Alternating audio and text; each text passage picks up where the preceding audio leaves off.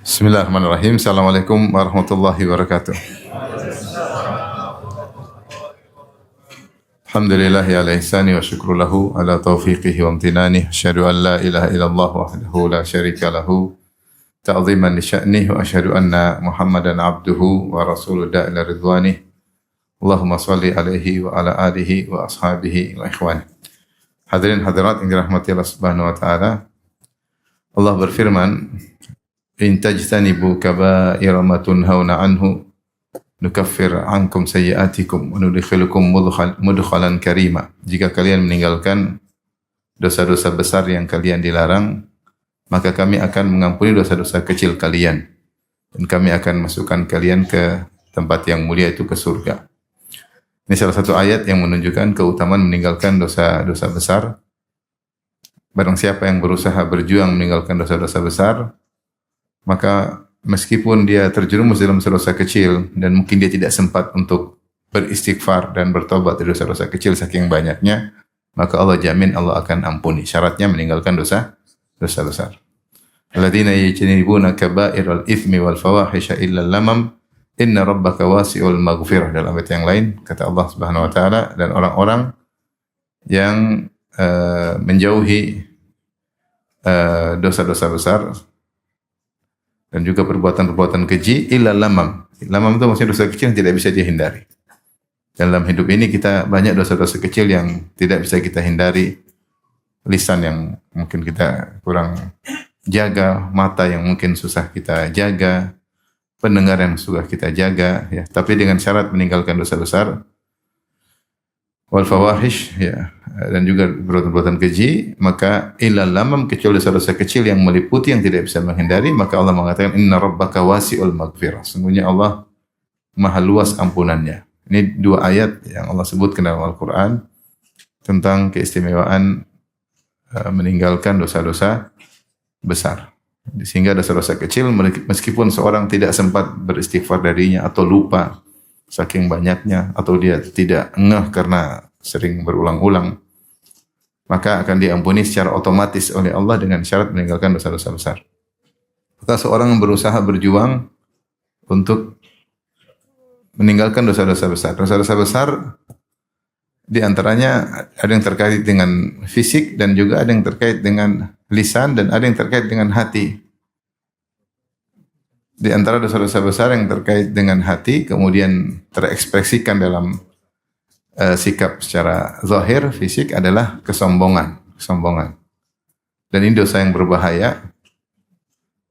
Bahkan Allah menyebutkan bahwasanya neraka hanyalah untuk orang-orang sombong. Fabi'sa mathwal mutakabbirin. Ketika Allah menyebutkan neraka, kata Allah, seburuk-buruk tempat kembali orang-orang yang sombong.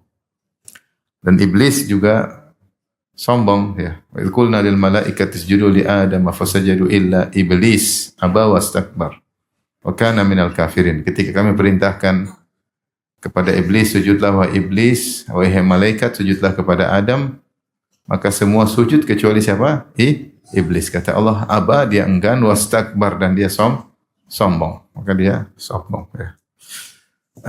Oleh karenanya sombong salah satu sebab utama untuk masuk neraka jahanam. Dan datang juga dalam hadis qudsi, kata Allah Subhanahu wa taala, al-azamatu izari wal kibriya'u ridai faman naza'ani fi wahidin minhuma qadhaftuhu finnar. Sungguhnya keagungan adalah sarungku, al-kibriya itu kebesaran, yaitu di antara juga kesombongan adalah selendangku, dan siapa yang coba-coba mengusikku, ikut-ikutan sombong, ikut-ikutan merasa agung, qadhaftuhu finnar, aku akan lemparkan dia di neraka. Karena yang berhak untuk besar dan agung hanyalah Allah. Manusia siapa? Apa yang mau dia banggakan? Apa dia mau sombongkan? Sangat lemah.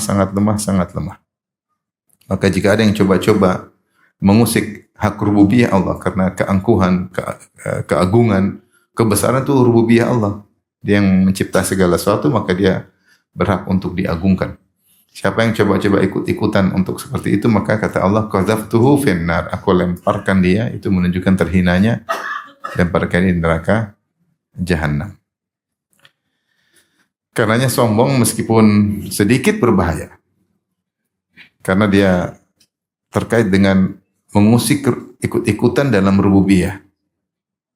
Karena manusia tidak berhak untuk sombong. Dalam satu hadis Rasulullah SAW mengatakan la yadkhulul jannata man kana fi qalbihi mithqalu dzarratin min kibr. Tidak masuk surga orang dalam hatinya ada kesombongan meskipun seringan zarrah.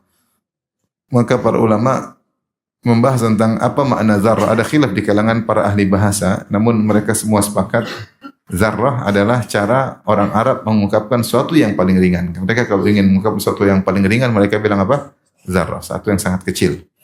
Makanya ada yang mengatakan zarrah adalah semut kecil. Ada yang mengatakan zarrah adalah kepala semut, bukan semutnya, kepalanya.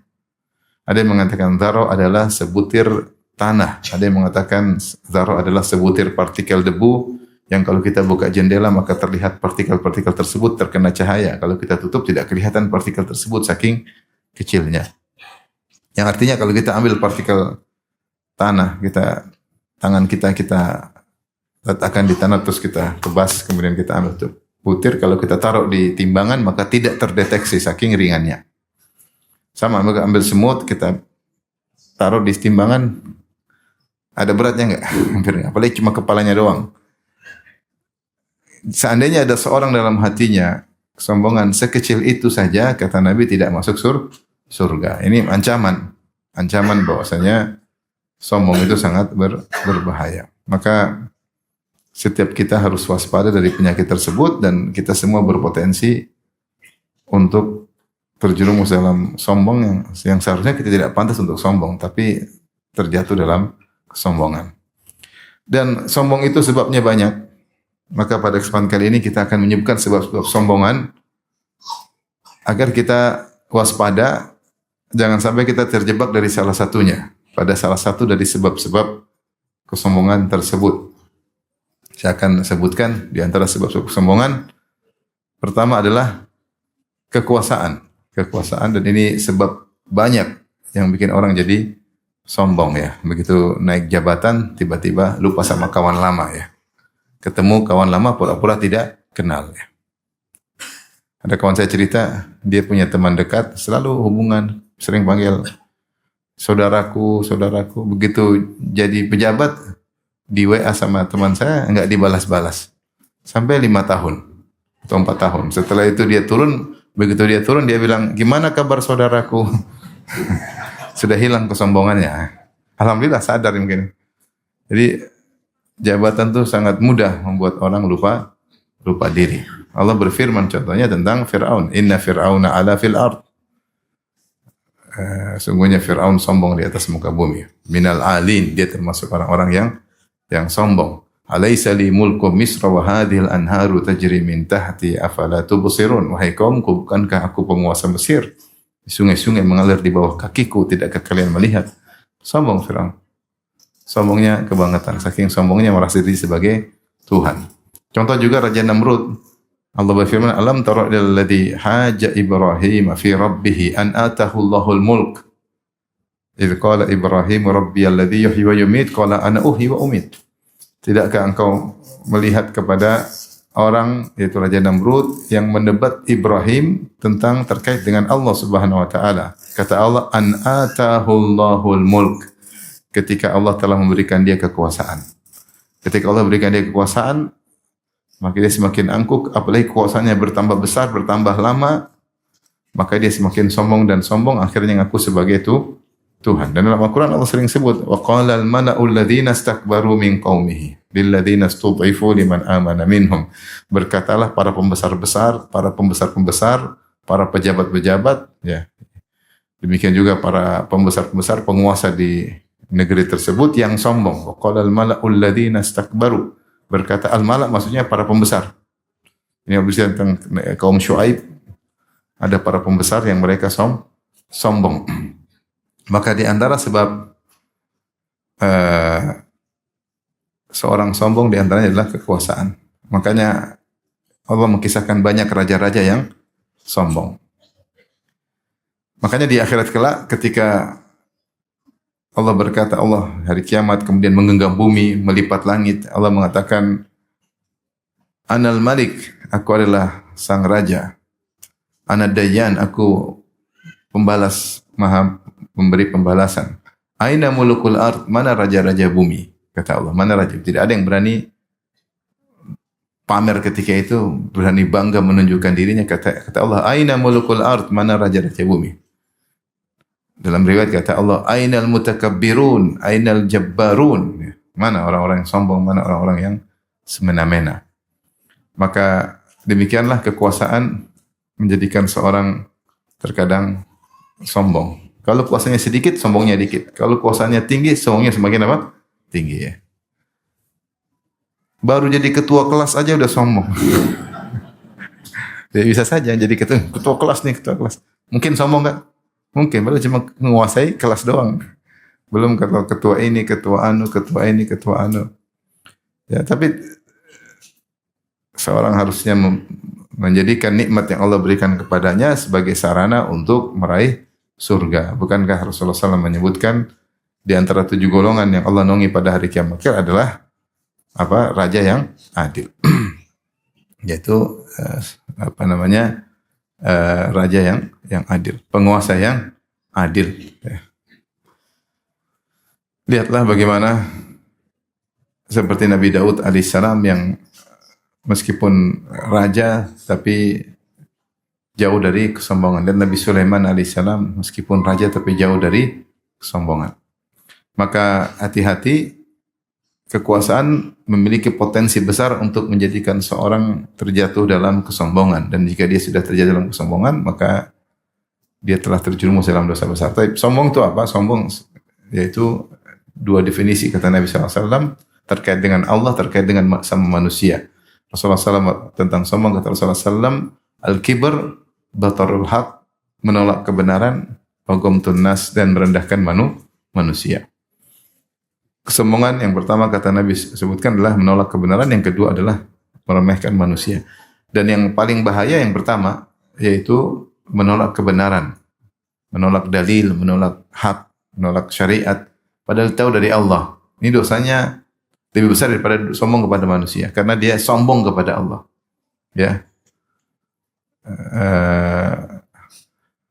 Oleh karenanya ketika Nabi Musa berdakwah kepada Fir'aun dan para pembesar-besarnya, kata Nabi Musa, wa alla ta'lu 'ala Allah, dan jangan kalian merasa tinggi di hadapan Allah Subhanahu wa taala.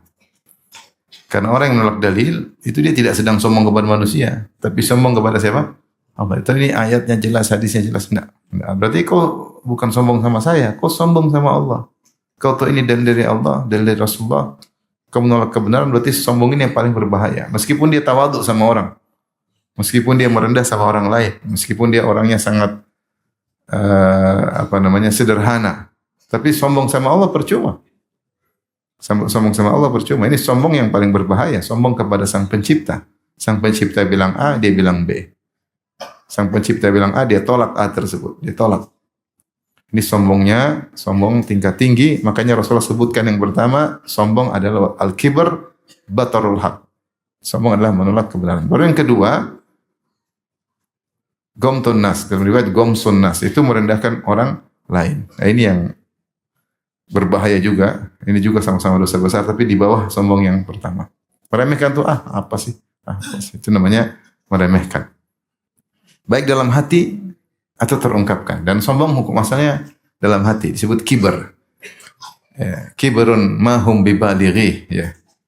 Itu kesombongan yang mereka ingin mencapai sombong tersebut, namun mereka tidak mampu. Sombong itu di hati, kalau sudah diungkapkan maka namanya mutakabbir, ya. Kibar di hati. Dan pengungkapan sombong itu bisa dengan lisan, bisa dengan gestur tubuh, gestur tubuh. Ya. Seperti Allah sebutkan, wala tusair khaddaka linnas. Jangan ketika berbicara dengan orang kau palingkan wajahmu. Ini contoh apa? Sombong yang terekspresikan dalam gestur tubuh. Wala tamshi fil ardi maraha. Jangan berjalan dengan sombong. Jalannya kelihatan apa? Sombong ya. Mungkin saya petantang petenteng sambil lihat ke atas gini-gini karena dia pendek.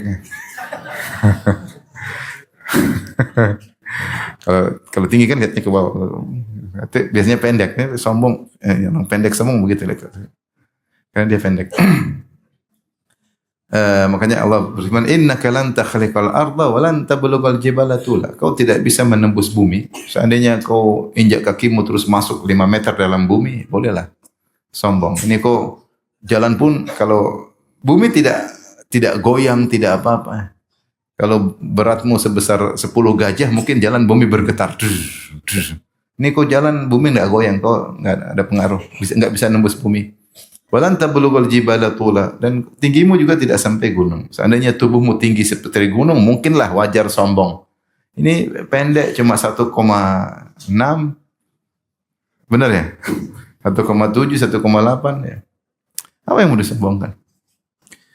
Kalau orang naik pesawat kau sudah agak kelihatan. Apa yang mau kau sombongkan? Kalau kau mati pun enggak ada masalah. Masih banyak yang seperti kau. Yang panjangnya tinggi 1,7 masih banyak. Yang tinggi 1,8 masih banyak. Kau mati enggak ada masalah. Telan bumi selesai urusan. Terus apa yang mau disombongkan? Jadi sombong itu asalnya di hati, tapi kemudian terekspresikan dalam lisan, dengan lisan maupun dengan gestur tubuh. Dan Allah sebutin bahwasanya sombong dengan lisan maupun dengan apa? Gestur tubuh. Orang waspada itu tanda-tanda dia telah terpapar sombong. Telah terpapar apa? Sombong. Tapi jadi pertama kekuasaan. Yang kedua terkait dengan fisik. Ya, sombong karena fisik. Contohnya sombong karena kekuatan. Karena kekuatan. Allah sebutkan tentang kaum Ad, kata Allah, wa amma adun fastakbaru fil ardi bighairil haqq wa qalu man asyaddu minna quwwah. Adapun kaum Ad, maka mereka sombong di atas muka bumi tanpa hak untuk sombong. Apa yang buat mereka sombong? Mereka tidak berhak untuk sombong. Yang berikan mereka badan besar Allah Subhanahu wa taala. Ya. Wadhkuru idh ja'alakum khulafa'a min ba'di qaumi Nuhin wa zadakum fil khalqi bastah. Fadhkuru ala Allah. Ketika Nabi Hud menasihati kaum Ad, dan ingatlah kenikmatan yang Allah berikan kepada kalian setelah Allah menjadikan kalian berkuasa setelah kaum Nabi Nuh. Dan lebih dari itu, wazadakum fil khalqi bastah. Allah jadikan tubuh kalian lebih besar daripada kaum Nabi Nuh. Ini salah satu bahwasanya terkadang anak lebih besar daripada bapak. Kaum Ad lebih besar daripada kaum apa? Nuh. Harusnya tubuh yang besar tersebut adalah untuk bersyukur kepada Allah, tapi ternyata mereka untuk sombong. Maka Allah mengatakan fa amma adun fastakbaru fil ardi bighairil haq. Adapun kaum Ad, maka mereka sombong di atas muka bumi tanpa hak, tanpa alasan. Wa qalu man asyaddu minna quwwah. Kata mereka, siapa yang lebih kuat daripada kami? Kata Allah, awalam yarau anna Allah alladhi khalaqahum huwa asyaddu minhum quwwah. Tidakkah mereka lihat bahwasanya Allah yang telah menciptakan mereka lebih kuat dari mereka? Siapa yang lebih kuat daripada kami? Karena sombong, karena tubuh yang besar. Bahkan disebutkan dalam buku tafsir, kalau kaum Ad ingin hancurkan suatu suku yang lain, cuma kirim satu orang aja. Enggak usah kirim banyak-banyak. Datang satu kampung, habisi kampung tersebut sendirian. Saking apa? Kuatnya. Jadi kekuatan fisik bisa bikin sombong. Hati-hati yang badannya kekar-kekar. Kemudian berjalan dengan penuh pedenya. Pakai bajunya kesempitan. Hati-hati. Baju anak SD dia pakai, kemudian jalan. Hati-hati, kadang-kadang ada kesombongan karena tubuh yang kuat, tubuh yang kekar, apalagi kemudian terkadang berbuat semena-mena pada orang lain. Karena tubuh bisa bikin apa? Sombong. Dan telah terjadi pada kaum Ad, saking kuatnya sombong. Lupa bahwa yang memberikan kekuatan adalah Allah Subhanahu wa taala. Dan Nabi Musa alaihissalam kuatnya kayak apa? Tidak ada sombong sama sekali. Nabi Musa mukul orang sekali langsung mati. Padahal tidak bermaksud untuk mematikan. Kata Allah, fawakazahu Musa faqadha alaih. Sekali dorong, tewas, luar biasa. Nabi Musa. Sampai sang wanita melihat Nabi Musa begitu kuat, karena disebut dalam buku tafsir, Nabi Musa ada tutup sumur yang tutup dari batu, tidak ada yang bisa angkat kecuali 8 orang. Nabi Musa angkat sendirian. Subhanallah, kuat luar biasa. Sampai mukul batu, ketika batu tersebut bawa lari bajunya Nabi Musa pukul sampai 6 atau 7 pukulan, sampai bekas pukulannya ada di batu tersebut. Kuat atau tidak? Kuat. Bekas kapalan tangannya Nabi Musa ada di batu. Coba kalau kita yang mukul batu, bekas batu di tangan kita. darah-darah. Maksudnya meskipun kuat seperti ini, Musa tidak sombong sama sekali. Sampai sabar diganggu oleh kaumnya. Luar biasa. Musa alaihissalam. Maksudnya kekuatan tidak menjadikan seorang sombong. Kekuatan digunakan untuk bertakwa kepada Allah Subhanahu wa taala. Namun kaum Ad sombong dengan tubuhnya. Kemudian di antaranya yang keberapa sekarang? 3. Di antara juga tentu kita tahu di antara fisik adalah kecantikan, ketampanan ya. Kecantikan, ketampanan. Ini juga sebab menjadikan seorang sombong dan angkuh ya. Karena dia lebih cantik daripada yang lainnya. Kemudian dia merendahkan orang yang mungkin kurang cantik. Mungkin tubuhnya putih bersih. Mungkin dia merendahkan orang yang putih tapi karena panu ya. Ya, antum tampan, antum ganteng bukan untuk merendahkan yang kurang tampan. Mungkin hidungnya mancung, itu kalau pesek, yang pesek-pesek. Ya. Dia mungkin tinggi, gagah, menghina yang pendek. Ya. Ya. Ini terjadi. Orang-orang sombong dengan apa? Dengan ketampanan, dengan kecantikannya. Ya. Sehingga merendahkan yang lain. Lihatlah Nabi Yusuf alaihissalam super tampan, tidak ada sombong sama sekali. Sampai begitu baiknya, sampai dia berkhidmat ketika di penjara, ceramahin orang-orang di penjara, ya. Sampai orang-orang dekat dengan Nabi Yusuf. Sampai ada 2 orang datang minta ditafsirkan mimpi. Mereka berkata, Inna naraka minal muhsinin. Kami melihat engkau orang yang sangat baik, wahai Yusuf alaihissalam. Ketampannya tidak menjadikan dia sombong. Tapi justru berakhlak mulia, orang dekat dengan dia. Sampai disebutkan oleh para ahli tafsir, orang-orang yang sudah dibebaskan dari penjara, ingin dipenjara lagi. Gara-gara ingin berteman dengan Nabi Yusuf. Luar biasa. Di penjara udah keluar, ingin dipenjara lagi. Jadi kalau kita diberi ketampanan atau diberi kecantikan, maka jangan sombong. Justru itu ujian yang harus kita tahu, ini ujian. Di antara ujian seseorang adalah ketampanan, kecantikan. Ya, jangan sampai dia dengan ketampanan terjerumus dalam maksiat, dalam kesombongan, kemudian kecantikannya menjerumuskan dalam maksiat ataupun kesombongan. Maka dia bersyukur kepada Allah atas keindahan yang Allah berikan kepadanya, kemudian dia tahu itu adalah ujian hidup dan dia berusaha untuk bersyukur kepada Allah Subhanahu wa taala. Tapi di antaranya yang keberapa? Yang keempat, sombong karena baju yang indah. Nah, ini mulai sombong dari selain fisik, sekarang sombong karena atribut, karena pakaian yang dia pakai. Sombong karena baju yang indah. Datang dalam hadis Rasulullah SAW bersabda, "Baina rajulun yamshi fi hullatin tu'jibuhu nafsuhu, murajjilun jummatahu idh khasafallahu bihi, fahuwa yatajaljalu ila yaumil qiyamah." Ketika ada seorang sedang berjalan di sebuah gaun atau pakaian indah yang dia pakai, tu'jibuhu nafsuhu, maka dia takjub dengan dirinya. Yaitu dia kagum dengan dirinya. Keren gitu. Kemudian murajjilun jummatahu, sambil menyisir rambutnya. Ini diantara ketampanan. Dia punya rambut yang bagus, dia sisir rapi, tapi bukan untuk bersyukur, untuk sombong. Ya. Idh khasafallahu bihil ard. Allah pun benamkan dia dalam bumi. Wa huwa yatajaljalu ila yaumil qiyamah. Maka Allah siksa dia sampai hari kiamat. Maka ini diantara salah satu sebab yang menjadikan seorang ujub, dan ujub adalah dosa sebelum sombong. Ujub adalah tangga menuju sombong. Ujub itu takjub dengan diri sendiri. Kalau dia dengan takjub ada di sini, dia bersyukur kepada Allah, ini bukan ujub. Misalnya, saya pintar, subhanallah ya Allah. Alhamdulillah kau telah berikan aku kepintaran seperti ini. Saya kuat ternyata ya Allah. Alhamdulillah kau berikan. Ini namanya dia takjub pada dirinya, dia lihat orang tidak sekuat dia, tapi dia takjub dan dia bersyukur kepada Allah. Ini yang sepatutnya. Seorang diberi kelebihan-kelebihan, mungkin dia ujub, maksud dia ujub itu dia takjub. Takjub dengan kemampuannya, tapi dia tahu semua dari siapa? Allah. Maka dia pun memuji Allah Subhanahu wa taala. Ini tidak mengapa. Tapi kalau ujub kemudian dia takjub, kemudian ketika dia merasa dia hebat, akhirnya dia merendahkan yang lain, itu sombong. Berarti ujubnya naik pangkat jadi apa? Sombong. Tapi kalau dia takjub, dia lupa kepada Allah, maka dosa besar.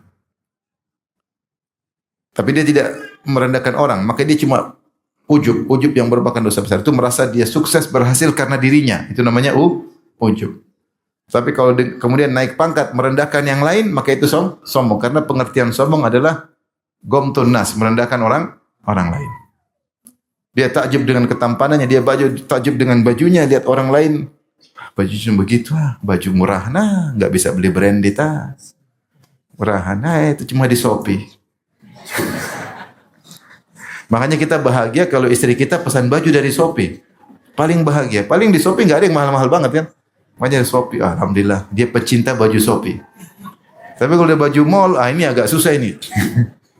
Ini kalau istri kita senang beli baju di Shopee, silakan cari. Pasti murah-murah, paling mahal 600.000. Tapi kalau dia mulai ke mall, ini 6 juta, 8 juta. Di Shopee juga ada manfaatnya. Ini iklannya, mudah-mudahan bukan iklannya. Dalam hadis yang lain, tadi ujub, Rasulullah sebut dengan sombong. Kata Rasulullah SAW, bainama rajulun yatabakhtaru yamshi fi burdaihi qad ajabatu nafsuhu. Digabungkan antara ujub dengan sombong. Tatkala seorang berjalan dengan sombong, yatabakhtar itu sombong. Jalan sombong. Yamshi, dia memakai 2 lembar kain yang indah yang telah membuat dirinya ujub. Nah, ini ujub yang sampai pada derajat apa? Sombong. Maka Allah benamkan dia dalam bumi. Jadi sebab dia dibenam dalam bumi karena ujub yang mengantarkan kepada sombong. Ini dalil bahwasanya seorang bisa ujub, bisa sombong karena baju. Itu sesuatu yang dia sandang. Baju. Kira-kira antum kalau beli gamis harganya 3 juta, mereknya ada, kira-kira hati berubah enggak? Kira-kira hati berubah enggak? Manusia lemah, dia tidak bisa kontrol dirinya. Baju 10 juta tetap tawadhu, agak susah. Kecuali yang kaya sekali 10 juta murah bagi dia. Tapi kalau model kita ini pakai baju harga 10 juta, terus mereknya ada, bandrolnya juga ada kan. Mungkin baru 10 juta udah. Hati berubah, jujur hati berubah tidak? Berubah. Itu baru baju. Dan buktinya Rasulullah sebutin ada orang hatinya berubah gara-gara baju yang mewah. Dan kita merasa enggak, saya baju mahal tawadhu. Mungkin tidak mesti orang pakai baju mewah kemudian dia sombong, tidak mesti. Tapi ada juga, mungkin banyak orang juga yang pakai baju mewah kemudian sombong. Pakai baju branded ya. Subhanallah, bajunya branded. Buka kaos dalamnya juga branded. Masya Allah. Syalnya branded. Kacamata branded, luar biasa. Songkok branded, lengkap. Sendal branded. Mahal-mahal. Gimana kalau pakai jam tangan yang mahal lagi? Pakai jam tangan 20 juta aja rasanya 20 juta. Gimana yang harganya 1 miliar? Ngomongnya sampai kayak begini. Kalau bisa pakai 2, dia pakai 2. Dia tanpa sadar tangannya goyang-goyang sendiri kalau ngomong. Tahu nih jam saya 12 miliar. Ini kasih orang gratis. Baju saya bagus nggak? Bagus nggak? Tanpa merek. Ada mereknya nggak? Casio. Kasih orang. Maksud saya, hati itu lemah. Rasulullah sebut ada orang yang sombong gara-gara apa? Gara-gara baju. Maka apa yang kita sandang bisa membuat kita berubah hati. Mungkin pakai jam. Ya. Kita tidak tuduh orang pakai jam mahal sombong, enggak ya. Maksud saya kita bilang ini potensi. Ada kawan saya pakai jam mahal dan dia ada keperluan. Dia misalnya konsultan sehingga dia harus supaya dipercaya. Ya urusannya dengan Allah Subhanahu wa taala. Pernah kalau pakai jam mahal itu ada 2 masalah. Masalah pertama hisapnya susah. Masalah kedua potensi tadi bisa menyerang. Saya pernah nyindir teman saya lagi hajian, saya sebut hati-hati hisap yang barang-barang mahal. Saya bilang antum tuh, saya siap Ustaz, siap dihisap oleh Allah. Siap, ya sudah silakan kata saya. Karena yang Pak dia siap, ya sudah mungkin dia punya alasan, saya enggak perlu nanya, enggak perlu kepo, coba saya ingatkan. Jadi maksud saya barang-barang branded seperti jam, tas, subhanallah. Orang Indonesia banyak tuh beli barang-barang apa? Mahal. Saya baru tahu waktu waktu diundang ke Paris, pada dulu saya jalan sama ada orang negara ya orang. Kemudian lewat di suatu toko, saya lihat toko jam pakai euro. Ini berapa sih? Saya kalkulator. Wih, 400 juta. Bahlul banget siapa yang beli jam segini. Ternyata saya baru tahu ada jam semahal gitu. Ternyata itu biasa, ada yang lebih gila-gila lagi harganya. Terus Ustaz, di sini ada orang Indonesia ngantri tas-tas yang mahal-mahal, apa namanya? Selat Hormuz. Merek apa? Hermes ya.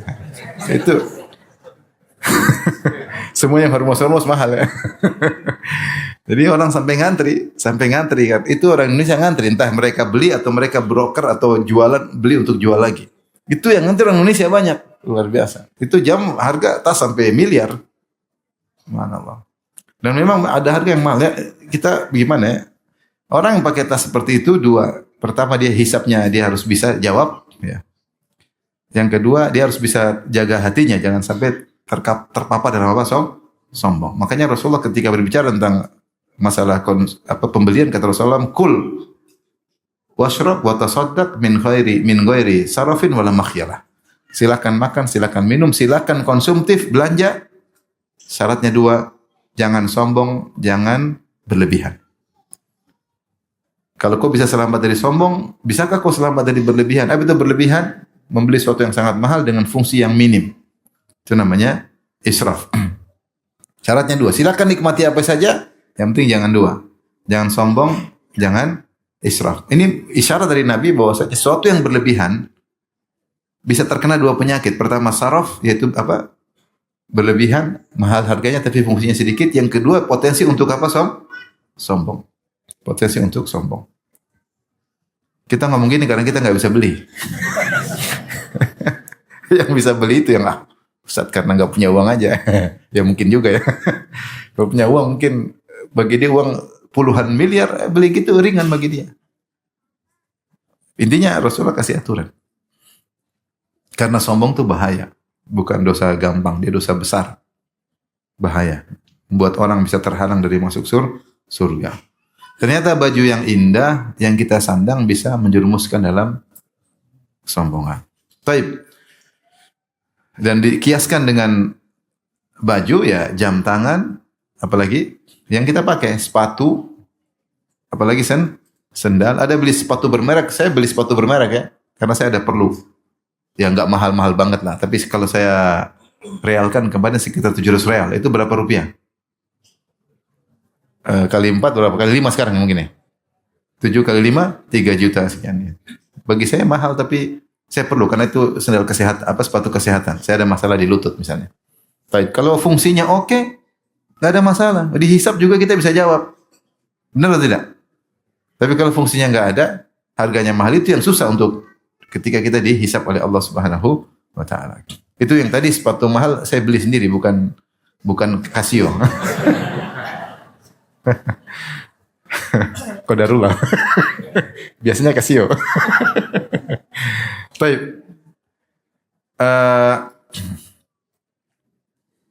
Di antaranya yang bisa bikin orang sombong juga selain yang kita sandang, di asalnya yang kita pakai tunggangan.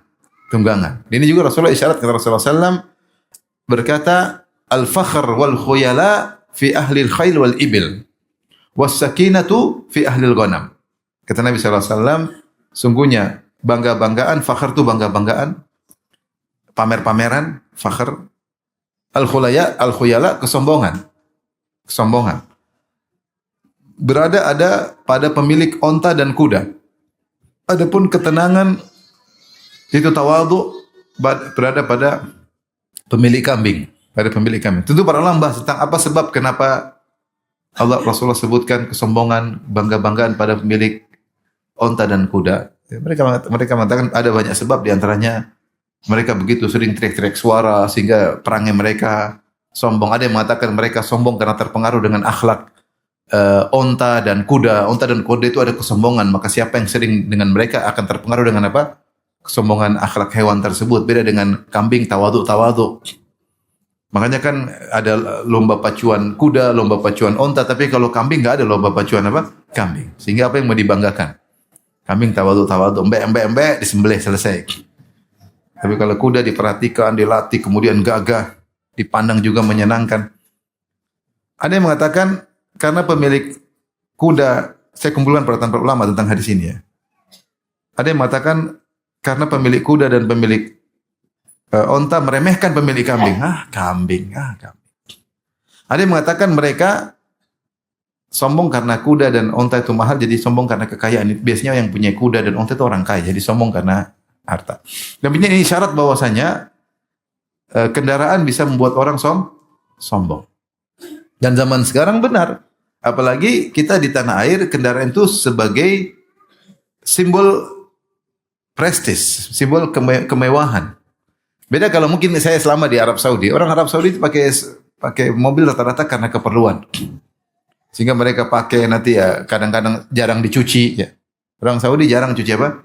Mobil. Enggak tahu sekarang, ini saya bicara zaman saya kuliah. Kadang kegoret-goret sedikit mereka cuek aja. Karena mereka memang beli mobil untuk apa? Keperluan.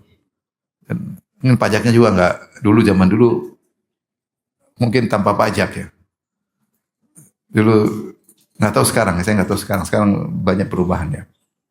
Dulu saya bayar pajak atau kalau mau ganti STNK 3 tahun cuma 150 real. 150 real 3 tahun. Mobil apapun bayarnya 150 real buat berapa? 3 tahun. Jadi murah. Jadi mereka ya.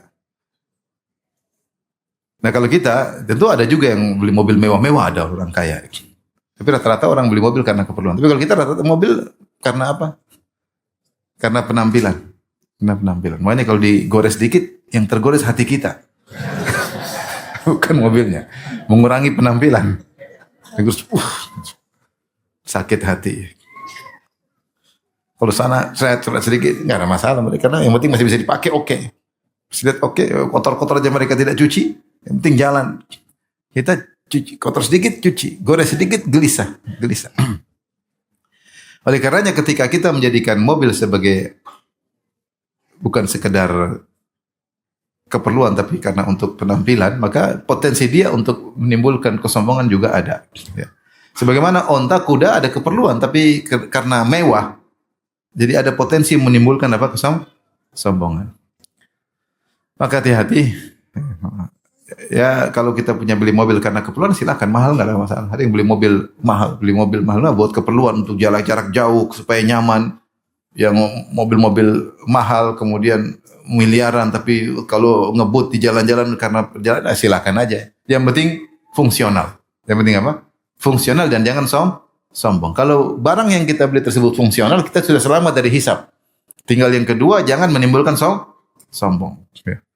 Saya pernah naik mobil misalnya tempat yang jauh ke kampung-kampung, dia beli pakai mobil karena saya 2 kali jalan tempat yang susah-susah. Saya disediakan mobil apa namanya? Yang mahalnya apa namanya?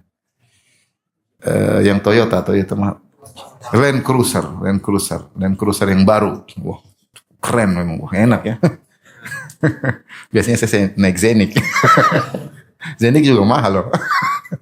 Tapi intinya ya karena ada keperluan, kita mau jalan-jalan jauh, mau tour karena mau kemana-mana, ya oke lah dia punya alasan. Yang penting fungsional. Kalau fungsional selamat dari hisab. Yang kedua jangan jadi sombong. Karena mobil-mobil mahal potensinya untuk sombong luar biasa. Tapi kalau seorang naik Avanza, insya Allah tawadhu. Maksudnya di depan orang yang apa? Di depan yang punya Land Cruiser, dia insya Allah tawadhu. Assalamualaikum. Kalau Waalaikumsalam. Jadi hati-hati, mau saya tidak melarang tapi pertama fungsional, yang kedua tidak sombong, maka telah selamat dari persyaratan Nabi. Dia mengatakan min goli sarafin wala makhyalah.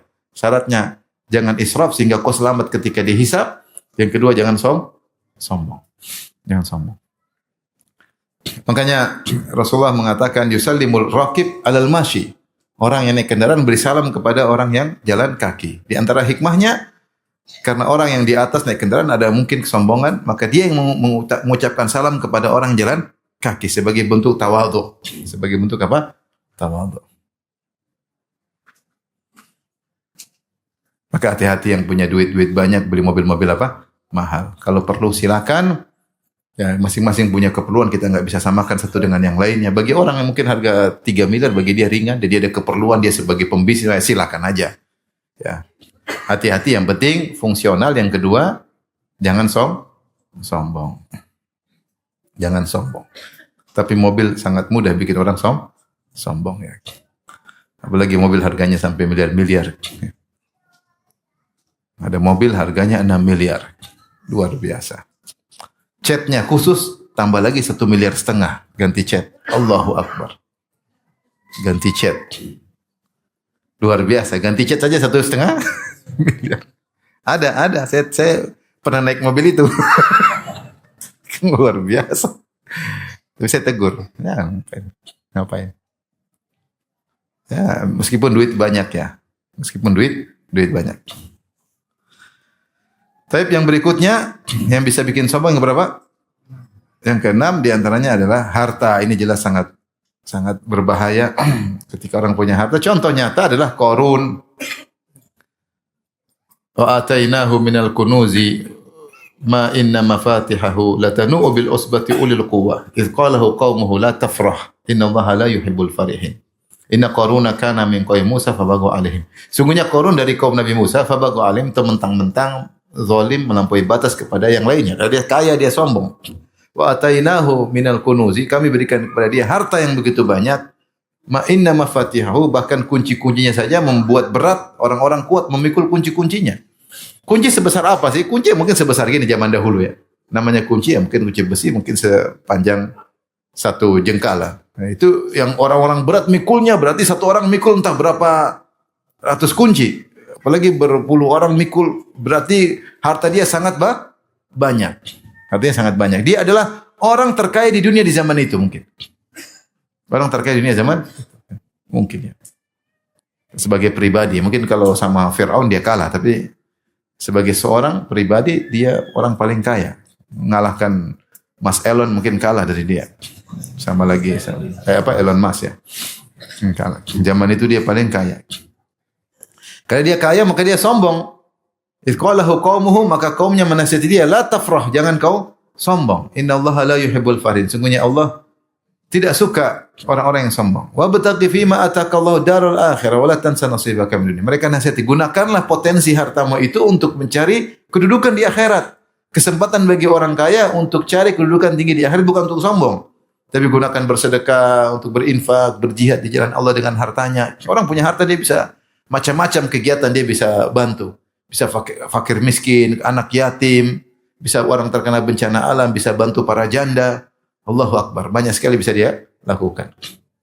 Saya punya kawan ketika dia dengar tentang pentingnya membantu para janda, dia suruh kawannya lagi, coba berapa janda yang seangkatan kita. Ya, sudah catat. Maksudnya saya sekolah catat.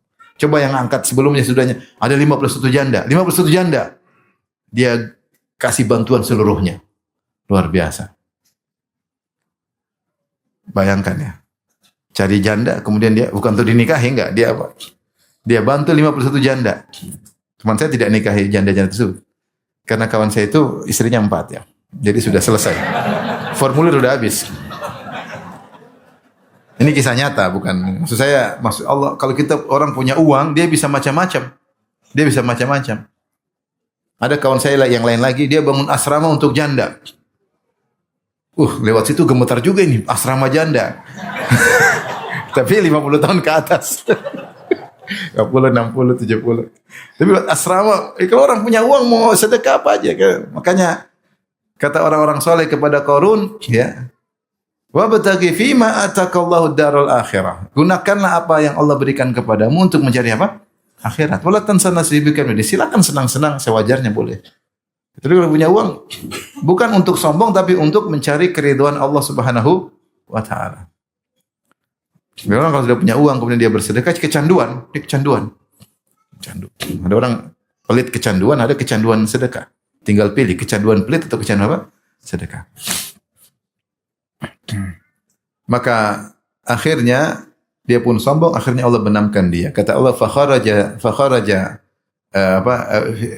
ala qaumi fi zinati, maka dia keluar depan kaumnya fi zinati dengan semua perhiasannya, kekayaannya. Di puncak-puncak kesombongannya, maka Allah tenggelam. Fa khasafna bihi wa bidarihi al-ard, kami benamkan dia dan benamkan kekayaannya dalam bumi. Fama kana lahu min fi'atin yansurunahu min dunillah wa ma kana minal muntasirin. Tidak ada yang bisa tolong dia dan dia tidak bisa tertolong. Saking banyak hartanya, makanya kita ada ketemu harta dalam tanah, kita bilang harta Qarun. Harta Qarun. Maka kayak ini bisa bikin orang sombong, lupa diri, meremehkan kawan. Sangat mudah. Dia punya mobil, dia punya rumah, dia punya harta, dia punya usaha maju, dia lupa sama kawan-kawan lamanya. Dulu waktu dia susah sama kawannya, sudah dia enggak telepon lagi. Kalau ditelepon dia merasa malas berhubungan dengan kawan-kawan lamanya karena dia sudah kaya. Jadi sombong. Maka hati-hati, harta ini bisa merubah kejiwaan seseorang. Tadinya tawadhu menjadi sombong. Kemudian contohnya yang keberapa lagi? Sebab berikutnya karena unsur nasab, karena suku. Rasulullah berkata, arba'atun fi ummati minal jahiliyah. 4 perkara dari umatku yang masih ada, padahal di perkara-perkara jahiliyah. Di antaranya kata Nabi SAW, al-fakhru bil ahsab wa ta'nu fil ansab. Al-fakhru bil ahsab itu bangga-banggaan karena kedudukan, at-ta'nu fil ansab mencela nasab. Nasab apa? Jelek. Kita suku ini loh, suku itu, kita suku ini loh, gitu. Itu sombong dengan apa? Suku. Sombong dengan suku. Saya adalah darah biru, kamu darahnya merah, saya darah apa? Biru. Gimana yang darah ungu gimana? Darah hijau. Jadi karena sombong dengan apa? Suku, keturunan raja kek, keturunan apa kek, keturunan apa. Oleh karenanya di antara perkara yang menakjubkan, Al-Ghazali dalam Ihya Ulumuddin ketika menyebutkan sebab-sebab ujub, dia contoh adalah ujub karena suku. Di antaranya Hashimiyah, yaitu Bani Hashim, itu Ahlul Bait. Dia menyebut ada sebagian Ahlul Bait yang sombong dengan apa? Dengan sukunya. Padahal leluhurnya tidak mengajarkan demikian. Rasulullah yang bersabda, "Man batta'a bihi amalu lam yusri bihi nasabu." Siapa yang amalnya rendah, lambat, maka nasabnya tidak akan buat dia semakin cepat. Artinya kalau amalnya sedikit, percuma nasab yang tinggi. Tapi kalau nasabnya tinggi, amalnya bagus, itu yang utama. Justru Rasulullah SAW yang puncak kemuliaan, orang paling mulia dari seluruh alam semesta, dari Bani Hashim seluruh alam semesta, paling tawadhu, super tawadhu. Dan saya kagum dengan pernyataan Razi, kata di antara ciri Nabi Muhammad SAW adalah orang paling tawadhu, maka beliau adalah orang yang paling tawadhu di hadapan orang miskin dan paling tidak merendah di hadapan orang kaya. Paling tidak merendah di hadapan orang kaya dan paling merendah di hadapan orang miskin. Itu sifat Nabi SAW. Padahal dia orang paling mulia dari segala sisi. Nasabnya paling mulia. Oleh karenanya, jangan sampai kita terpedaya kita sombong gara-gara suku, gara-gara kita berasal dari suku tertentu. Ini tidak boleh. Kalau kita mau sombong-sombong apapun, masih ada yang lebih sombong dari kita. Kita sombong merendahkan suku yang lain, ada yang lebih sombong daripada kita. Yang paling sombong puncak-puncaknya Yahudi. Orang paling sombong adalah apa ya? Yahudi. Kalau sombong karena suku apa disebut apa? Apa istilahnya? Rasis ya? Rasismenya tinggi. Rasismenya tinggi. Orang Yahudi rasismenya tinggi, sangat rasis sekali ya. Menganggap suku selain dia hanyalah hewan-hewan yang diciptakan oleh Allah berbentuk manusia supaya bisa melayani mereka. Tapi hakikatnya seluruh kabilah di luar Bani Israel seperti apa? Hewan. Jadi bagi orang yang diberikan nasab yang baik, nasab yang tinggi, keturunan baik-baik, jangan sombong dengan nasab tersebut. Karena sombong dari unsur diri kita itu sombong pertama kali iblis. Iblis kenapa enggak mau sombong? Sombong tidak mau sujud kepada Adam. Ana khairun minhu. Khalaqtani min nar wa khalaqtahu min tin. Saya lebih baik daripada Adam karena unsur saya adalah apa? Api. Unsur dia tanah. Gimana api mau tunduk sama tanah? Jadi dia berbicara tentang unsur. Mana kita mau tunduk misalnya orang Arab yang sombong, saya Arab, dia non Arab. Atau sebaliknya, ngapain sama orang Arab? Kita non Arab, enggak ada Arab non Arab, enggak ada. Kalau Arab sombong sama non Arab atau non Arab sama orang sama Arab, orang Eropa juga sombong, lebih sombong lagi orang Yahudi. Bahkan terkadang sebagian suku saling sombong-sombongan. Suku apa itu? Suku apa itu? Bahkan dalam satu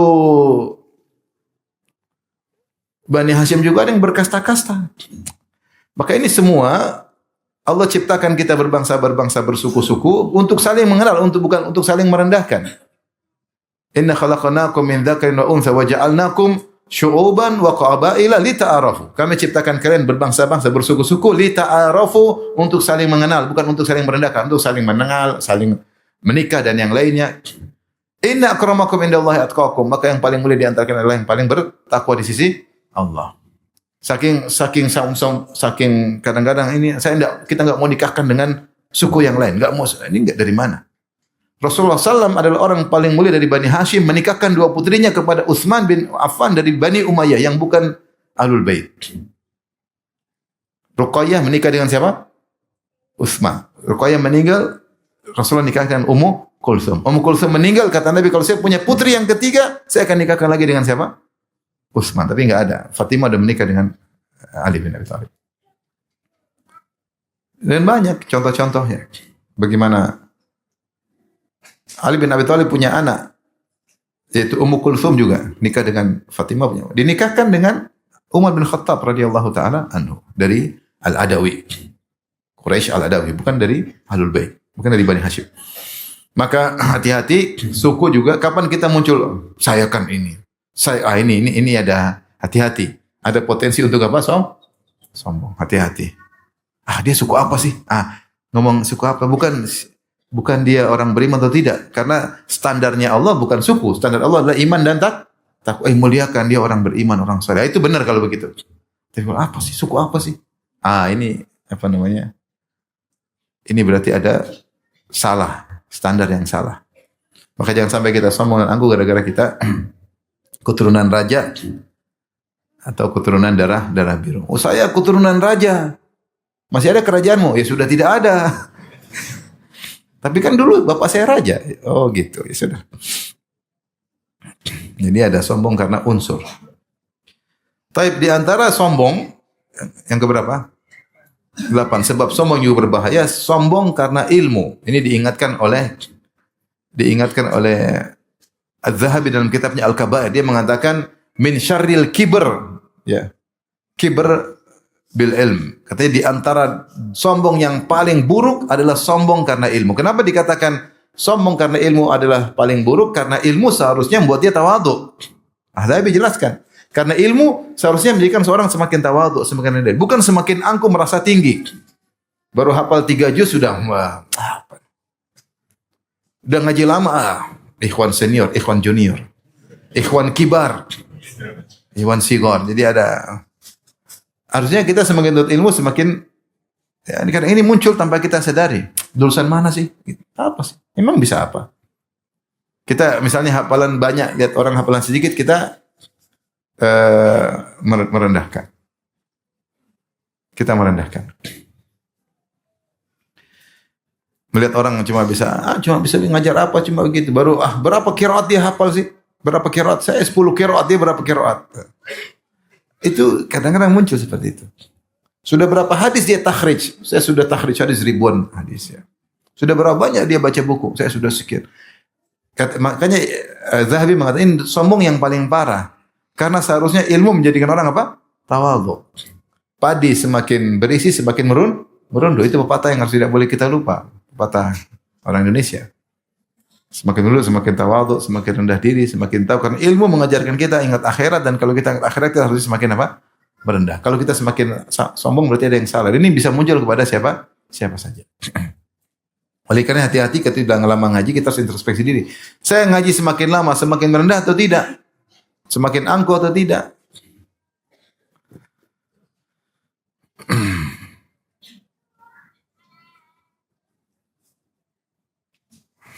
Jadi ini peringatan bagi kita semua, terutama kepada para dai, para orang menuntut ilmu. Kita diberi kenikmatan ilmu oleh Allah bukan untuk merendahkan yang lain. Ada orang bisa cuma ngajar Al-Fatihah, alhamdulillah dia ngajar Al-Fatihah. Dia sudah, yang penting kan mana yang lebih ikhlas, kita atau dia, kita nggak tahu. Ada yang mungkin kampung-kampung yang hadir cuma 5 orang, tapi yang hadir ribuan orang apakah lebih mulia si Allah daripada dia? Kan belum tentu. Tapi ada yang hafal Quran, ada yang hafal 1 juz. Emang hafal Quran 30 lebih mulia daripada 1 juz? Belum tentu. Belum tentu. Mungkin dia sudah berusaha, kemampuannya cuma segitu, hafalnya cuma segitu, atau dia karena sibuk, karena ngurus keluarga sehingga tidak punya kesempatan untuk hafal 30 juz. Banyak hal yang nilai yang tahu cuma Allah Subhanahu wa taala. Kau diberi kemuliaan bisa ilmu banyak, alhamdulillah bersyukur. Bukan untuk merendahkan yang lain. Kadang-kadang ini arogansi dalam ilmu itu keluar. Kelihatan ngomong rendahkan, apa itu? Sebagian orang bodoh, sebagian ngomongnya macam merendah sekali. Kadang-kadang masalah khilafiyah kemudian diangkat seakan-akan yang menyelisih dia itu mesti macam-macam lah. Jadi arogansi dalam ilmu itu ada. Arogan. Ilmu harus menjadikan seorang. Padahal kelihatan seorang kalau dia arogan dengan ilmu seakan-akan hebat, seakan-akan bicara seakan-akan dia ulama besar, padahal cuma imam besar di masjid kecil. Oleh karenanya hati-hati di antara sebab orang sombong adalah ilmu. Jika tidak diniatkan karena Allah, dampaknya kadang-kadang seperti itu. Berikutnya di antaranya yang menyebabkan orang sombong adalah hasad dan dengki. Hasad dan dengki. Disebutkan ketika seorang hasad dan dengki, seharusnya dia tawadhu di hadapan orang lebih berilmu, namun karena dia dengki sama orang itu, dia menunjukkan kesombongannya. Karena dia hasad sama orang tersebut. Hasadnya membuat dia sombong di hadapan orang lain. Ya, harusnya dia tidak sombong pada orang tersebut, tapi karena dia hasad dan dengki sama orang itu, maka dia pun sombong. Ini terjadi. Jadi ini biasanya dia tidak mau merendah di hadapan orang, dia tidak mau kelihatan rendah, maka dia meskipun ketemu orang lebih berilmu, dia tetap menunjukkan dirinya lebih hebat, setara atau dia harus lebih tinggi. Jadi karena apa? Karena hasad dan dengki sehingga membuat dia sombong. Yang berikutnya yang berapa?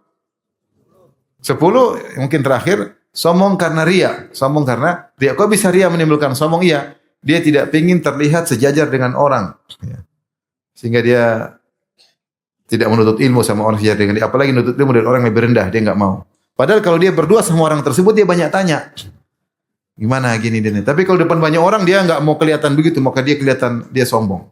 Karena dia ria. Tidak pengen ketahuan ilmu dia ada kekurangan. Makanya Mujahid diriwayatkan dalam Sahih Bukhari muallaq dan asarnya disambung oleh para ulama yang lain. Mujahid berkata, la yata'allamul ilma mustahyin wala mustakbir.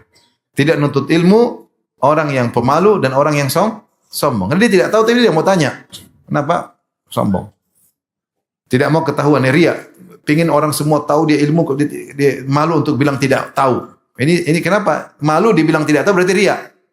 Ria dia tidak, maka dia jadikan dia sombong. Jadi ria mengantarkan dia menjadi sombong. Lihat contoh yang mulia Musa alaihissalam. Bagaimana dengan tawadhu'nya dia nuntut ilmu mencari Khadir. Padahal Khadir secara derajat lebih rendah daripada Musa. Musa ulul azmi minar rusul, Khadir nabi yang di bawah Nabi Musa alaihissalam.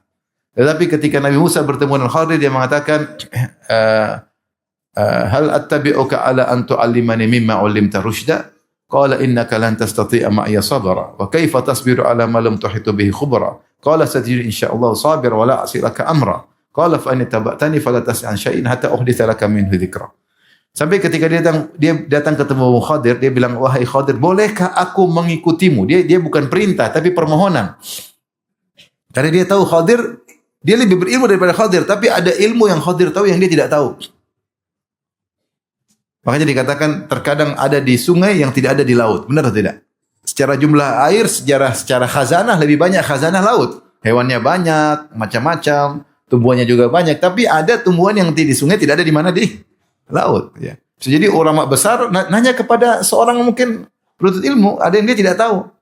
Karena tidak ada orang menguasai seluruh ilmu seluruhnya, enggak ada. Musa lebih afdal daripada Khadir, lebih berilmu daripada Khadir, tapi ada ilmu yang Musa tidak tahu. Maka dia memposisikan dirinya sebagai penuntut ilmu. Dia berkata, hal attabi'uka ala an tu'allimani ma ulimta rusyda? Bolehkah aku mengikuti engkau agar kau mengajarkan kepadaku dari ilmu yang Allah ajarkan kepadamu? Khadir juga tidak langsung, oh ya Pak Ustaz. Enggak. Dia kasih syarat. Dia bilang, innaka lan tastati. Bagaimana kau ilmu sama saya? Kau tidak bakalan sabar. Bayangkan. Langsung dia bilang kepada Musa, innaka lan tastati ma'iya sabra. Kau tidak sabar kepadaku. Wa kaifa tasbiru ala ma lam tuhitu bi khubra. Bagaimana kau mau sabar atas ilmu yang kau tidak tahu? Jadi Musa bin Khadir kalau bahasa kita agak menjatuhkan siapa? Bukan menjatuhkan tapi gimana ya? Kau enggak bakalan sabar. Gimana mau sabar? Kau mau sabar sesuatu yang kau tidak tahu. Jadi langsung kau tidak tahu. Ini kan berat bagi orang yang sekelas Nabi Musa. Tapi Nabi Musa luar biasa tawadhu'nya. Ilmu yang dia miliki tidak menjadikan dia sombong, bahkan dia tawadhu, bahkan dia mau nuntut ilmu kepada orang yang di bawahnya, padahal yang ngajarnya Nabi Khadir berkata seperti itu. Yang mungkin bagi kita mungkin kurang pantas, tapi mereka sama-sama Nabi. Yang menjelaskan hakikat tanpa ada niat sama sekali di Khadir. Cuma menjelaskan, wahai Musa, kau susah nuntut ilmu dari saya, karena kau susah sabar. Bagaimana kau mau sabar pada perkara yang kau tidak tahu hakikatnya? Kata Nabi Musa. Dia pun tidak arogan. Saya sabar, kau tidak tahu siapa saya. Enggak, dia bilang, insya Allah saya akan sabar. Dia bilang apa? Insya Allah saya akan sabar. Satajiduni insyaallah sabira. Kau akan dapati aku insyaallah sabar. Wala a'silaka amra. Saya tidak akan bangkang perintahmu. Nabi Khidir masih kasih peraturan lagi. Kalau kau mau ikut saya, ini tabatani, jangan kau tanya sesuatu pun. Sampai aku yang jelasin. Subhanallah. Persyaratan dan Nabi Musa nurut semua. Ini menunjukkan bagaimana ilmunya Nabi Musa yang tinggi tidak menjadikan Nabi Musa kemudian arogan, bahkan dia tetap tawadhu. Baik. Ini di antara 10 hal yang mungkin kita waspada. Jangan sampai kita terjatuh dalam sombong, karena sebab sombong. Apa yang kita lakukan di antaranya kita berdoa agar tidak sombong, bersihkan hati. Yang kedua, tindakan preventif. Ini diajarkan oleh Nabi SAW. Tindakan preventif, jangan terjerumus dalam sombong. Di antaranya, sesekali pakai pakaian yang biasa. Jangan terlalu necis, terlalu rapi. Ketika dzakara sahabat dunia, para sahabat berbicara tentang dunia, di sisi Nabi, ngomong tentang dunia. Namanya sahabat, kadang-kadang ngomong tentang dunia. Begini, mungkin tentang keindahan dunia. Maka Rasulullah mengatakan, ala tasma'un, dalam sunan Abi Daud. Tidak kalian mau mendengar nasihatku? Rasulullah 3 kali. Tidak kalian mau mendengar nasihatku? Innal badadzata minal iman. Sungguhnya penampilan yang tidak keren bagian daripada iman. Al-badzadzah itu rasatul hay'ah, itu penampilan yang tidak, yang apa ya? Rasa itu misalnya agak kurang, tidak rapi. Tidak rapi bagian daripada iman. Bukan maksudnya kita diajarin tidak rapi. Tidak, Rasulullah juga suka keindahan. Makanya Rasulullah SAW kalau salat Jumat pakai baju yang bagus, ketemu tamu. Tapi Rasulullah mengatakan tidak selalu begitu. Sesekali, terkadang kita pakai baju biasa-biasa saja. Tidak usah keren-keren. Itu bagian daripada iman. Sehingga kita bisa mengontrol diri kita. Kita bisa mengontrol diri kita. Jadi, innal badadzata minal iman. Tidak selalu keren. Kadang-kadang pakai baju biasa. Kadang-kadang mungkin setrikanya kurang rapi. Biarin aja. Harus rapi. Enggak harus rapi kadang-kadang. Kecuali mau ngelamar ya harus rapi. Kalau sehari-hari rapi, kadang-kadang nggak rapi nggak apa. Nggak harus rapi terus.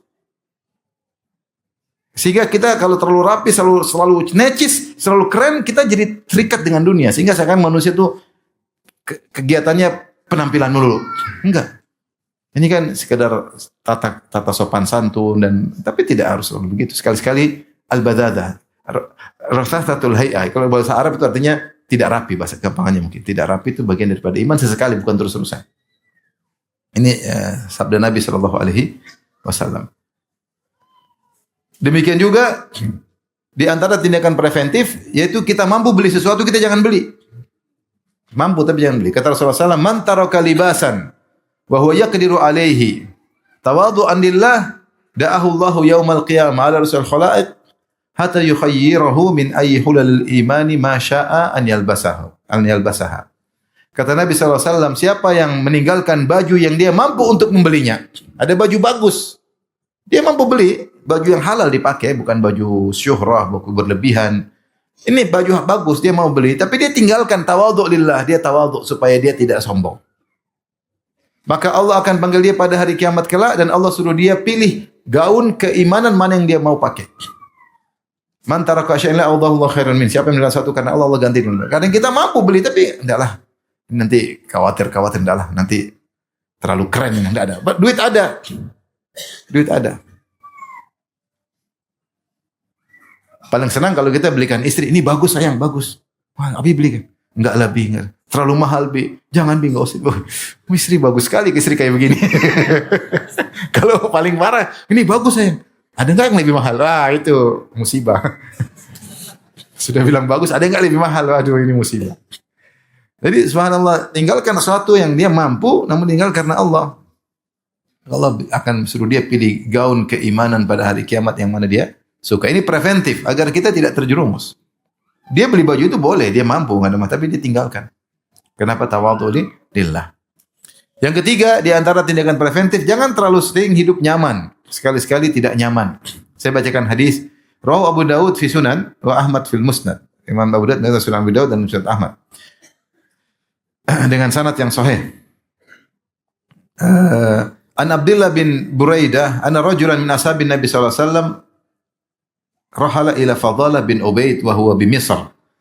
Dari Abdullah bin Buraidah, ada seorang sahabat Nabi mengunjungi sahabat Nabi yang lain. Sahabat Nabi yang tersebut namanya namanya Ubaid, Fadalah bin Ubaid, di Mesir. Jadi jalan menuju Mesir. Faqadima alaihi, maka sahabat ini bertemu dengan Fadalah radhiyallahu anhu. Faqala amma ini lam atika zairan. Kata sahabat ini, saya datang kepada engkau ya Fadalah bukan karena saya mau ziarah, tapi saya ada keperluan. Walakinni sami'tu ana wa anta hadisan min Rasulullah sallallahu alaihi wasallam. Tapi saya dan engkau mendengar suatu hadis dari Nabi sallallahu alaihi wasallam. Rajautu an yakuna indaka minhu ilmun. Saya harap kau juga punya ilmu tentang hadis ini. Dia ingin ngecek. Ada satu hadis yang mereka sama-sama dengar. Ingin ngecek. Jadi bertemu untuk murajaah hadis. Bukan hanya sekedar ziarah. Qala wa ma huwa? Hadis apakah itu? Hadisnya begini-begini. Qala. Setelah itu mereka setelah murajaah, maka tamu ini bertanya kepada Fadalah, "Fama li araka sya'ithan wa anta amirul ard?" Saya kok lihat rambutmu semerawut padahal engkau adalah gubernur Mesir. Bayangkan. Ini adalah sahabat, lagi penampilan lagi tidak rapi. Rambutnya semerawut dan dia gubernur Mesir. Anta amirul ard, engkau adalah gubernur sini. Qala, dia sebutkan sebabnya kenapa saya begini penampilannya. Inna Rasulullah SAW kana yanhana an katsiri minal irfah. Rasulullah melarang kami dari banyak hidup nyaman-nyaman. Maksudnya senang-senang. Irfah itu maksudnya rafahiyah, itu senang, hidup senang. Masih batasan halal ya, bukan berlebihan ya. Tapi senang. Seperti kalau orang kaya kan naik bisnis kelas terus boleh atau tidak? Boleh, tapi terlalu sering juga enggak. Itu senang-senang yang boleh, itu pun Rasulullah larang, jangan terlalu sering seperti itu. Jangan terlalu sering seperti itu, kata Nabi, karena Nabi SAW yanhana an katsiri minal irfah. Rasulullah melarang kami dari banyak perbuatan hidup mewah-mewah, senang-senang. Qala famali la ara alaika hidha. Terus kenapa kau tidak pakai sendal? Sudah rambutnya semrawut tidak pakai apa? Sendal. Kata gubernur ini, qala kana Nabi sallallahu alaihi wasallam ya'muruna an nahtafi ahyanan. Rasulullah menyuruh kita terkadang jalan tidak pakai sendal. Irfah maknanya kata Ibnu Katsir, irfah yang tadi Rasulullah larang, kasratut tadahun wa tana'um. Itu sering pakai minyak, pakai necis, kemudian hidup nyaman-nyaman, itu dilarang oleh Nabi.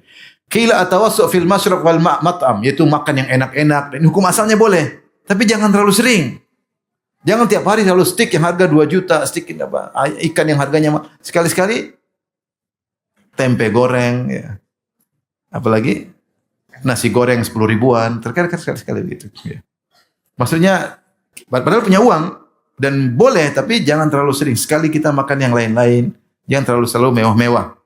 Ini di antara larangan Nabi SAW. Sampai dia kemudian jalan pakai sendal. Makanya dikatakan sunnah seseorang terkadang jalan tidak pakai apa? Sendal. Agar kita kalau terlalu hidup nyaman terus, nanti kita terlalu cinta sama dunia, enggak terasa. Sehingga kalau kita mau mati juga susah. Meninggalkan dunia susah. Karena terlalu cinta sama dunia, karena kita selalu begitu. Tapi di antara agar kita tidak sombong, bergaul dengan orang yang susah. Jangan kita punya tobakoh hanya kelompok teman-teman yang kaya semua, enggak. Kita variasi, ada yang kaya, ada yang miskin, ada yang susah, ada yang kita dibantu, ada yang kita membantu, ada yang kita sederajat. Sehingga dia menghilangkan apa? Sombongan. Tapi kalau saya punya level, teman saya harus levelnya segini, yang lain enggak, itu susah. Itu susah. Tidak boleh dekat saya kecuali yang level gini, susah kalau gitu. Kesombongan muncul dengan sendiri, tanpa kita sadari. Rasulullah SAW siapa saja mau ketemu Nabi gampang. Sebagaimana pernah kita jelaskan. Kemudian antaranya, ingat bahwa diri ini punya dengan kekurangan. Kita banyak kekurangan. Orang kalau cerdas, siapa yang kasih cerdas coba? Apakah dia karena berusaha jadi cerdas atau Allah yang kasih kecerdasan? IQ siapa yang kasih? Allah. IQ Allah yang kasih. Kita punya anak 2, 3, 4 sampai 7 sampai 10. Kita ada yang cerdas. Padahal lahir dari ibu yang sama, dari bapak yang sama. Tapi satu cerdas itu enggak. Ini berarti kita enggak bisa setel. Ini bayi cerdas, ini enggak. Berarti kecerdasan murni dari siapa? Dari Allah. Jadi kalau kita cerdas ya, jangan kita sombong, itu dari Allah. Kalau Allah mau cabut kecerdasan kita kapan-kapan bisa. Kalau orang Allah jadikan cerdas tersebut jadi bikin stres bisa. Orang saking cerdas jadi gila. Atau orang jadikan cerdas itu menjadi ateis. Bagaimana sebagian orang saking cerdas jadi apa? Ateis. Maka kita tahu kita punya kekurangan. Kita wajah tampan, jangan tampan. Allah kasih kecelakaan sedikit sudah rusak. Badan kekar-kekar, dicium nyamuk, ceret, demam berdarah, tewas. Gara-gara seekor nyamuk. Maksudnya kita ini lemah sekali. Badan keren-keren, flu melulu. Badan keren-keren melulu. Ini yang kurus-kurus saja nggak pernah flu. Kita ini lemah. Terus apa yang mau kita sombongkan? Semua dari Allah Subhanahu wa taala. Kita banyak kekurangan. Bagaimana seorang mau sombong? Kata sebagian salaf, saya heran bagi orang yang sombong, bagaimana dia sombong sementara dia keluar dari kemaluan 2 kali di tempat saluran air kencing 2 kali, keluar dari kemaluan bapaknya, masuk ke kemaluan ibunya, keluar lagi kedua kali dari kemaluan ibunya. Apa yang mau sombongkan? Setelah itu dalam hidup pun sekarang dia bawa kotoran dalam perutnya. Kalau dia mati jadi bangkai yang bau, kalau tidak dikuburkan semua orang bau busuk, mungkin bangkai paling busuk, orang enggak mau dengan manusia. Siapa yang mau dia sombongkan? Allah cabut kemampuannya kapan-kapan Allah bisa. Kemudian di antaranya mengingat bahaya sombong. Kalau kita lagi sombong sombong bahaya. Terakhir, kita harus sering ngecek jangan-jangan kita terpapar dengan kesombongan. Mulai ada arogan. Kenapa saya arogan nih? Itu sombong biasanya. Siapa dulu? Kok saya begitu ya? Ini sombong tuh. Ketemu orang, kok saya gitu ya? Itu cara-cara orang sombong. Berarti kita sedang terpapar. Kenapa kita gituin dia? Itu biasanya itu ada sombong. Segera kita istighfar. Jadi kita harus sering koreksi diri. Kita sombong sama orang miskin, sombong sama pembantu, sombong sama orang lebih rendah dari kita, sombong kepada anak buah kita, sombong sama orang miskin.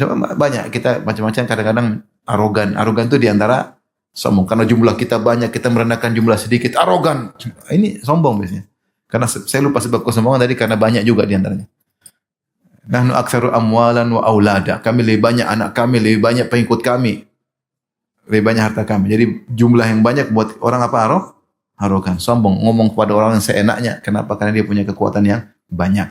Nah, kalau kita mulai arogan itu ciri orang yang sombong. Maka kita segera introspeksi diri agar kita tidak jadi orang sombong.